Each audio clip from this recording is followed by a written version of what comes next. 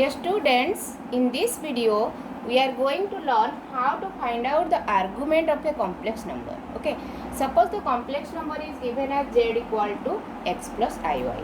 Okay, first of all we need to write this complex number in its point form. That is your, just write this real part as x coordinate and imaginary part as y coordinate. Okay, so now let me show what is the argument of a complex number.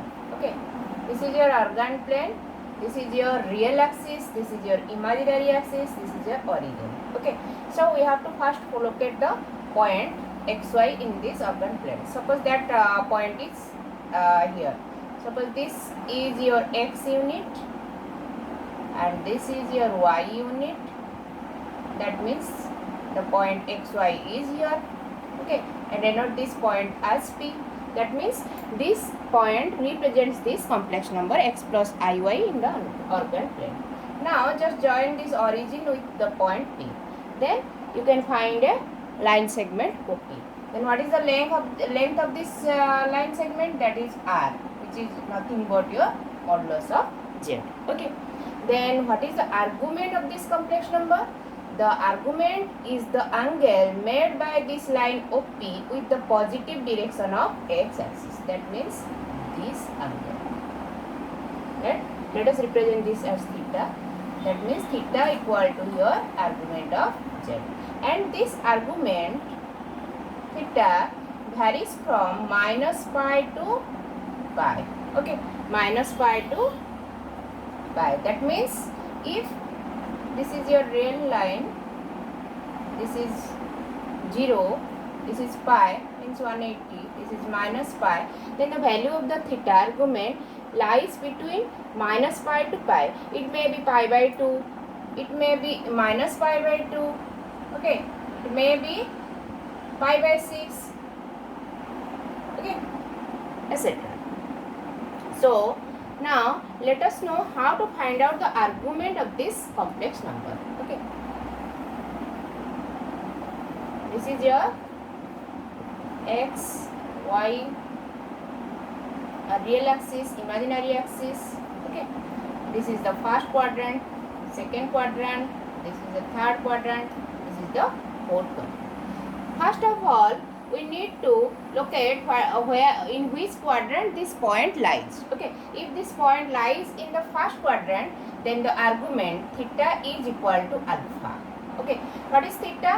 What is alpha? Alpha is equal to your tan inverse modulus of y by x. Okay, tan inverse modulus of y by x. Okay. This can be also written as tan alpha. By operating tan on both sides, you can get tan alpha equal to modulus of y by x.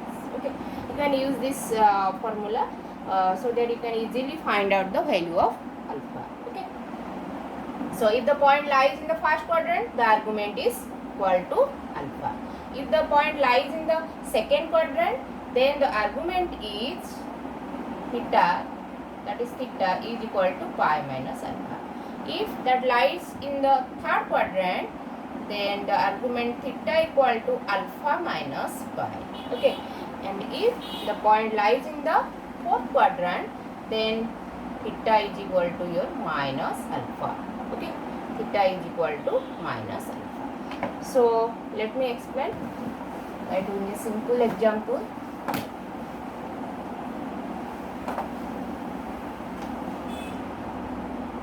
You have to find out the argument of the complex number minus 1 plus I root 3. Okay, let us take this as z.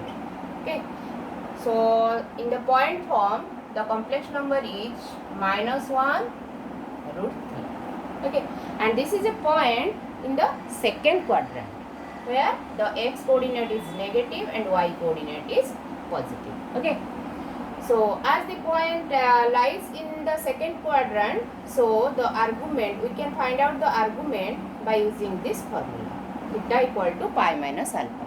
So we need to first find the value of alpha, that is your tan inverse modulus of y by x. Okay, so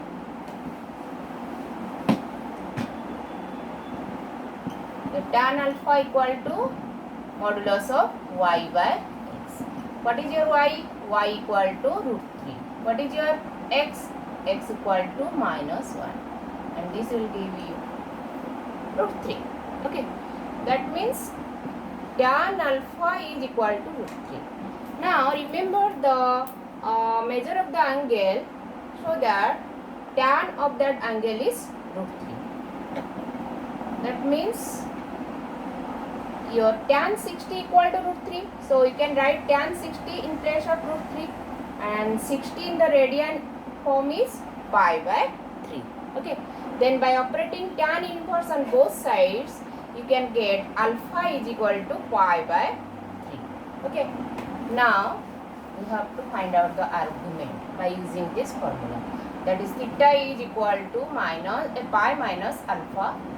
Pi minus alpha is your pi minus 3, pi by 3. 3 pi minus pi, which is equal to 2 pi by 3. Okay. So the argument of the complex number this. So argument of z is equal to 2 pi by 3. This is in radian form, and in degree form just write replace this pi by 180. So you can find out this is 120. Okay.